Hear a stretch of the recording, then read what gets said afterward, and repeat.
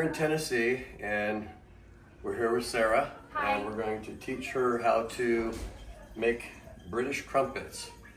And since my wife is from England, it's one of her favorites, and it's one of the things I like to make for her, just to give her a little bit of taste of home. So we're gonna try and pass on the tradition to Sarah and keep it going. Yeah. So here we go. They made us some for breakfast the other day, and they're delicious. So I'm excited to learn too.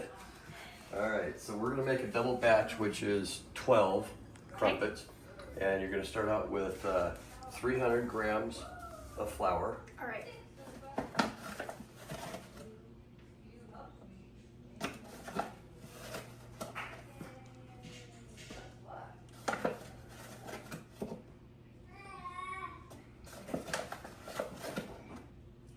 Which is approximately 2 cups. Okay. Okay, and then you're gonna need 2 teaspoons of baking powder.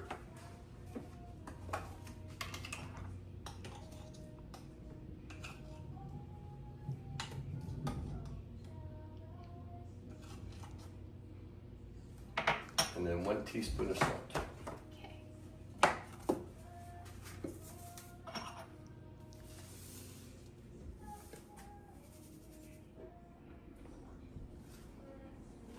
Is that a teaspoon? Mm-hmm. Yeah. I know it's kind of a weird shape. Yeah. It feels really big. Yeah, it does. I guess it's kind of shallow. Oh, okay. Or something, maybe. All right, then just mix that all up together. All right.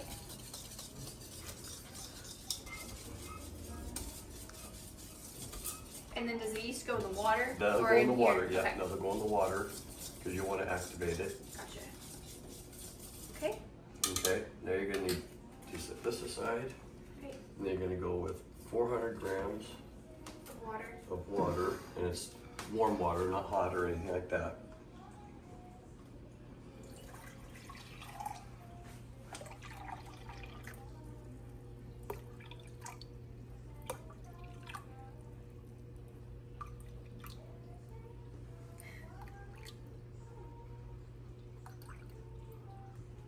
Ooh, Okay. look at that. That was almost perfect. exactly. There's like a couple drops left. That's Okay, funny. and you're gonna add your sugar to that, 1 Oh, teaspoon. yeah. Okay, get the sugar. You're gonna feed the yeast. Yes. And this is the basic recipe. Sometimes we do it with sourdough. So Yeah, that will sometimes be we'll our do it with next one sourdough. is That's to do with sourdough starter. Yep, Yeah. So 1 teaspoon? yeah. Ready? And then just kind of mix that in. And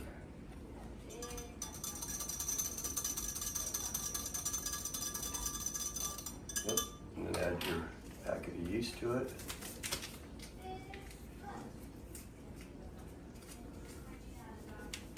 Yeast is so cool. Yeah, It's weird how it stays dormant, you know, in I the know. package for so long. I don't really understand that part of it. Or even with sourdough, like I have, this is my dried sourdough starter. oh wow. You know, so it's my backup in case I kill mine. Oh, nice. So I don't have to start over. That's cool. Have you ever done that before? I've never tried it yet. Yeah. Well, hopefully it'll work. I've not actually. Well, activated people it before, freeze it but- and they freeze dry it and everything else Yeah. to ship it, so I don't see why that wouldn't work. Yeah. Do I stir this Yep, now? stir that in. And then probably let that sit for about 10 minutes and get nice and bubbly, and And then add it in. then add it in and Alright. mix it up. So we'll Thank let you. that sit and we'll come back to it. Okay, sounds good.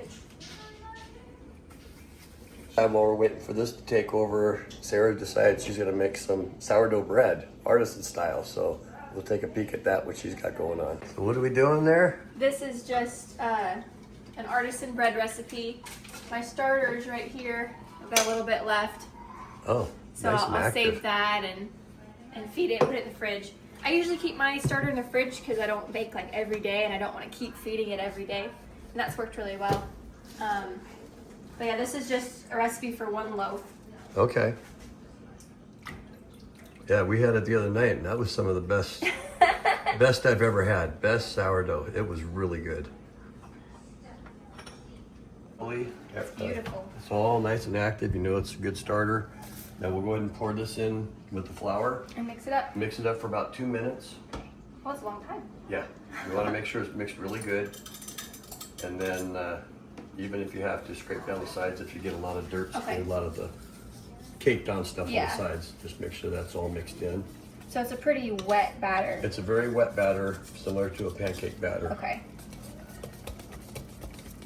So could you use an electric mixer for this part? You can definitely use an electric mixer, but you only need to go for 1 minute on high. Okay. But yeah, you don't want to have any lumps in there.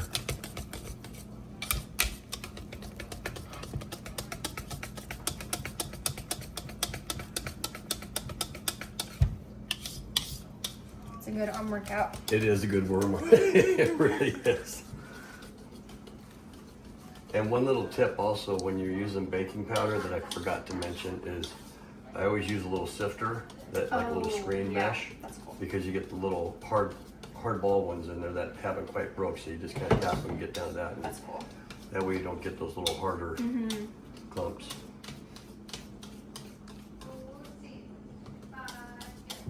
But yeah, that's looks pretty good. Yeah, it's very smooth Yeah. batter. That's cool.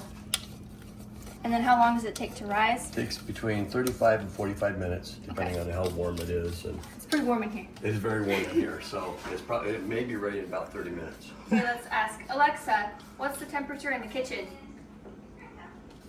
79 degrees Fahrenheit. All right. Oh yeah, Yeah. You might even be sooner than 30. Thank you, Alexa.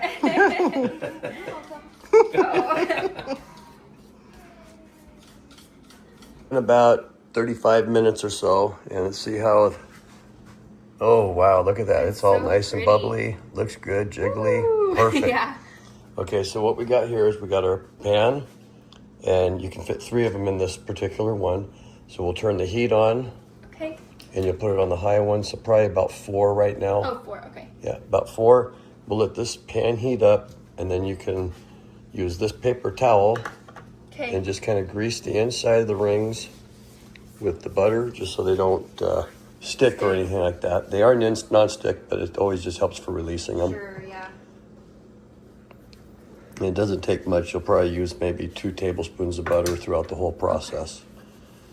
And the first time you'll oil the bottom of the pan with some butter, and I already did that just a little bit ago, just to make sure there's some more oil on the bottom. Cool. And oh yeah, Put that's them just in the pans? bubbling. Yeah, and then those can go in the pans. Start getting those warmed up. Does this part go in the bottom? It doesn't matter. Oh, They're doesn't matter. Okay. universal, up or down. And then we'll let that heat Why up. is it Oh yeah, inflating? it's Is that okay? it's okay. It's Okay. doing no, it's doing just fine. All right. Scary.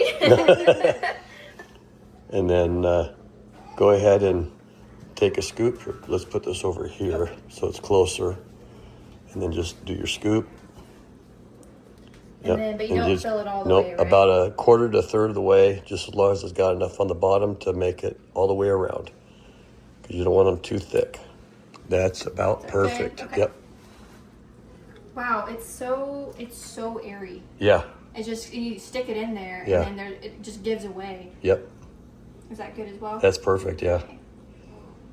And as you make them, you'll see if you need to adjust a little Yeah. bit deeper, because the first couple are usually the ones that don't turn out quite as well. Okay. But that's getting it adjusted. Gotcha. So we'll let these things go and see how they turn out. All right.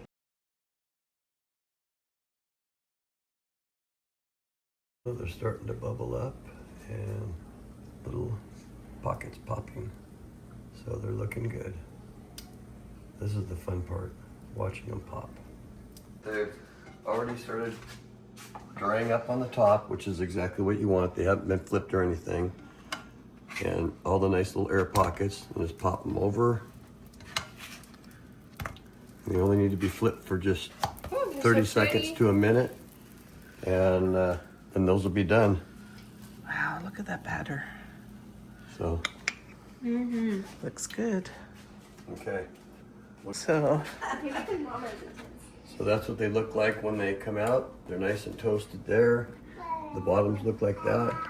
All the little holes and crevices for the butter and honey and jams and stuff to ooze through all the crevices and make it nice and yummy.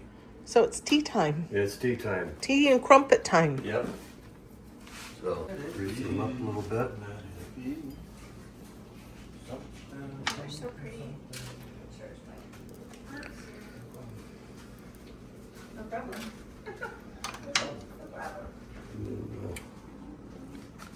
Well, Sarah? Yeah. Show 'em up. Mm-hmm.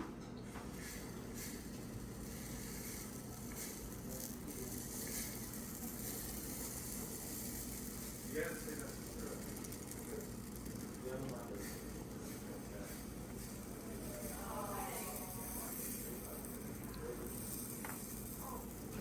What time does he call in?